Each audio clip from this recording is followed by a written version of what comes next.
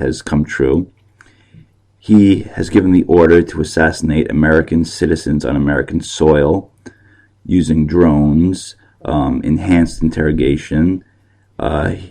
People can come to your house 3 o'clock in the morning, kidnap you, and never hear from you again without any trial. Drag you off to a FEMA camp, which I'm sure they're probably going to activate now under one of the new National Defense Authorization Acts. And just say it was something to do with the flu pandemic that they created in the first place. That's more of their order out of chaos strategy to provide more cover for them to escape, because Americans are upset and they do not like the way this country's going. We've had 10 years of research and investigating 9/11, and we're starting to put all the pieces together, and we're at war here, ladies and gentlemen, and I'm not afraid to say it. We are at war. Our own government is against us. We have a breakaway civilization. They are 50 years ahead of us technology-wise, and they do not represent us at all. And they're trying to cause as much chaos and destruction as they can to pretty much get away with murder. And I think that this is their insurance policy, that once we had gotten too close to the truth, once we struck a nerve, that they would release a bioweapon, and then shortly after that, possibly even an EMP, knocking out the country's electric grid. The internet has become the ultimate double-edged sword for them.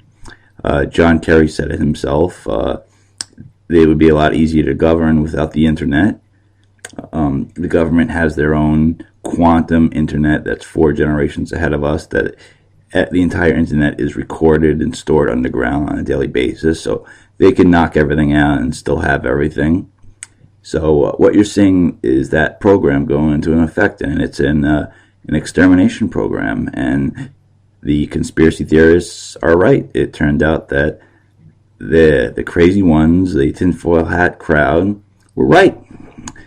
And I think that's what we're seeing now, and everyone's starting to wake up to it, and that they're running scared, and that they are using actual biological weapons on us. So the FBI now said to be investigating after a deadly virus has gone missing, and missing from a well-known medical lab near Houston, Texas. One of 5 vials disappearing after last being used in November, and the CDC is warning the public about this Venezuelan virus. Now, adults who contracted could have a mortality rate as high as 33%. The virus causes a hemorrhagic fever in humans, which includes high fevers and fatigue and possibly bleeding. And also the virus rarely spread, though, from person to person. How much concern is there now? Bill Gavin's a former chief executive for the FBI in New York, Miami, and Denver, now president of the Gavin Group, live in Boston today. And Bill, good morning to you. Good morning, Bill. Could this be a case of bioterrorism? Does it fit that? Bill, that's always a possibility, and I think that's one of the reasons why the FBI would become involved in the early stages of an investigation such as this that took place. All right, now, there was a scientist who worked with this particular virus, and it may have just been one person. And there's a suggestion that he may have accidentally thrown the vial away back in November. If there's something this critical, is that possible? It's possible, because we deal with human beings. You can have the tightest rules and regulations, but you can have all of the good protocols, the things that make this safe. But in the bottom line is, if you have some sloppy procedures, and if somebody just accidentally threw this vial away, that's a scary situation. Indeed it is. Bill Gavin, thank you. We're on this story. I've been talking about it all week long, trying to figure out in the end how you solve this. A medical mystery tonight that has families shocked and local officials worried. 2 teenagers from Montgomery and Liberty counties have died. A third is in critical condition. Health experts say they all shared similar symptoms. Now they're working together to figure out what's behind it. Here's Sherry Williams. He always had a smile. 17-year-old Tyler Lane Boudreaux was the first case. He got sick in February and died 2 weeks later. Tyler lived in Liberty County and was a junior at Hull de Seta High. His mother said he first had a fever. Violent seizures started only days later. An infectious disease specialist in Montgomery County told us Tyler, as well as a teenage girl and a teenage boy in Montgomery County, had similar symptoms. The girl died April 29th. The boy is in critical condition in a Houston hospital. The specialist also told us their symptoms included fever, coughing, pneumonia, seizures, and respiratory failure. Dr. Saeed Abraham also said they ran 30 tests on the teens, including checks for rabies and meningitis, all negative. So still no idea what any of the teens came down with. Tonight, he and other area health experts are still looking for answers. I'm really concerned and sad as well. Because these are the cases of the teenagers in our county. Parents and students at New Caney High, where the teen who's in the hospital attends, are worried too. It's supposed to be more communication. I think they should have informed us about it more. Because it's not right that some kids don't know about it and then other kids are just spreading it and making it worse.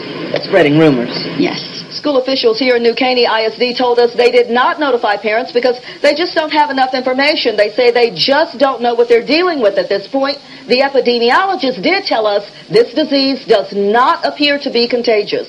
The school district is afraid people might panic. Health experts also stress there is no need for that. They're just stumped. Working in this county for almost 10 years, that I have not come up with a situation like that. Very rare not to come up with any diagnosis. This grieving mom is hoping they can crack the case very soon. And I need a reason. That right now I don't have a reason for him not to be here. Sherry Williams, KHOU. And they don't want people to panic because, again, there are a lot of unknowns, so health officials really don't know if this is an actual outbreak yet. But, Mark, they are asking that providers report any symptoms or unusual complications from their patients. Right. Now you have all this going on at the same time as Obamacare being a complete mess and a total distraction. People are losing their health care that Obama again lied, said that they wouldn't lose. Health care prices are going to skyrocket. You have doctors saying that they don't even want to practice medicine anymore. It almost seems like this is designed to hurt Americans. You have this, at the same time you drop a bioweapon. That's some serious, serious chaos we're talking about. It's almost as if they are trying to bring down America on purpose. Things in the book of Revelation are starting to come true. Well, I grew up Christian, Catholic, but I never really believed in it. But now when I see everything that it talked about happening right in front of me, I'm a believer. It almost seems like it's the end of the world as we know it. If this were a dictatorship, it'd be a heck of a lot easier. Just so long as I'm the dictator. I hear there's rumors on the internets that Allahu Akbar, Allahu Akbar, Allahu Akbar, Allahu Akbar.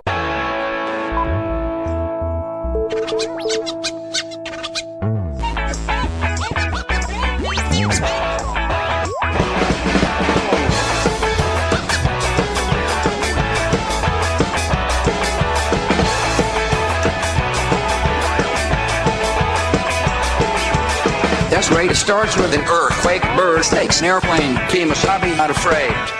I have a hurricane. Listen to yourself. Sure. World starts its own needs. I'm sure of your own needs. Feet off long speed. Run. No strength. The ladder starts ladder with fear. Fight down. Hot wire. And the fire representing 7 games. Government for hours. And the combat side. Left the west coming in. Hurry with your feet down your neck. Team by team reporter. Battle Trump dead or rock. Look at that low lane. Fine. Then overflow. Population. Common food. Look to figure yourself. Search yourself. World starts its own needs. Listen to your heart lead. Dummy with the rapture and the river and the right. Right. Patriotic. Patriotic. Stand by. Right. Right. Feeling pretty psyched. It's the end of the world as we know it. I know it. You know it. It's the end of the world as we know it. As we knew it. It's the end of the world as we know it. And I feel fine. Waterboarding is misnamed. It should be called the drowning torture. 6 o'clock. Or don't get on Twin Towers. Slash burn. Return. Listen to yourself. Locking out uniform. Burning away battles. Everybody escalate. Automate. Incinerate. Light handle. Light match. Stand up. Stand down. Watch your back. Crush. That means no fear. Cavalier. Renovate. Stare clear. Tournament lines. Offer me solutions. Offer me alternatives. And I decline. It's the end of the world as we know it. It's the end of the world as we know it. It's the end of the world as we know it, and I feel fine. I just gotta know how I feel. It's time I had some time alone. I feel the same way. It's time I had some time alone. My time up here. We're getting there. We're getting there. Heads up. Who wants to walk around thinking there's a war about to hit us? I mean, that is a terrible system. I believe the majority of people want to live in a peaceful world. That's what I believe. Because otherwise, we're looking at the potential of this kind of world. A world in which moderate governments get toppled by people willing to murder the innocent. And if that were to occur, people would look back at this day and age and say, what happened to those people in 2007? How come they couldn't see the threat to a future generation of people? And look, I understand here in Washington, some people say we're not at war. I know that. They're just wrong, in my opinion. It's the end of the world as we know it, and I feel fine. How are you holding up, sir? I feel just fine.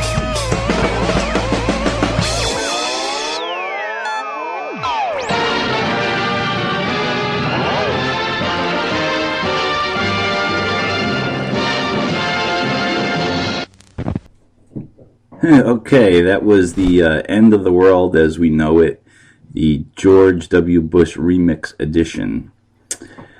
I hope everyone had a good Christmas, a happy Hanukkah, Kwanzaa. I got a lot of presents this year. As you know, we test and review different survival products, and we write the reviews in our magazine, and we also are going to be doing video reviews on our Disaster Survival YouTube channel. So I just want to give a couple of shout-outs to a few of the companies that sent me products to test out. I had a lot of fun with this one. It's a new game, a survival and prepping game called Conflicted. It's a deck of cards, and they are filled. The back of them are filled with survival scenarios. What would you do in a certain disaster survival scenario? This was a really fun game, and I haven't had fun playing a game since I was a kid. And this game, Conflicted, you can play with your buddies, get a few neighbors, invite them over for coffee. You sit in a circle. You have the deck. There's each card has a different scenario. Right here are the rules. I'm going to read off a few of the different scenarios. Not too many of them because I don't want the manufacturers to get too mad. But for promo, I'm going to read the rules and a few of the cards. This is Conflicted, the prepping card game. Rules: players 3 to 12. Shuffle the deck and place it in the center of the gaming area. Each turn starts with a player drawing a question card and reading it to the next to them, moving clockwise. Once the card is read, discard it into a separate pile. The person being asked the question is the only one allowed to give an answer at that time. Everyone else must remain silent until the answer is given. Debate the answer. The remaining players will rate the answer on a scale from 0 to 3. The player with the most points at the end of round 12 wins. Play as many rounds as you want. Okay, let's read a few of these. You are behind on rent, and now that the electromagnetic pulse went off and the banks aren't open, your landlord came trying to collect. He said either pay up in cash or in goods, or he will evict your family and put them on the street in 3 days with the help of his armed security guards. You were not prepared to bug out at all, and your landlord said if in 3 days you don't have a payment, he will bring armed men to take you out of the house. But right now he is standing in front of you alone. How would you handle this situation? Wow, that's an easy one for me.